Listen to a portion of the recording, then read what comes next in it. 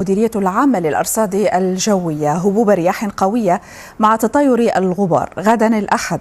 سرعة هذه الرياح ستتراوح ما بين 80 و100 كيلومتر بأقاليم الصويرة، السفية الجديدة، سيدي بنور، شيشاوة، الحوز واليوسفية، وما بين 75 و90 كيلومتر في الساعة بأقاليم نواصر، المحمدية، بن سليمان، مديونة، الدار البيضاء، برشيد، خريبكة، الفقيه بن صالح، سطات، مراكش، الرحامنة، قلعة السراغنة، الصخيرات، تمارة، الخميسات، الرباط، سلا والقنيطرة.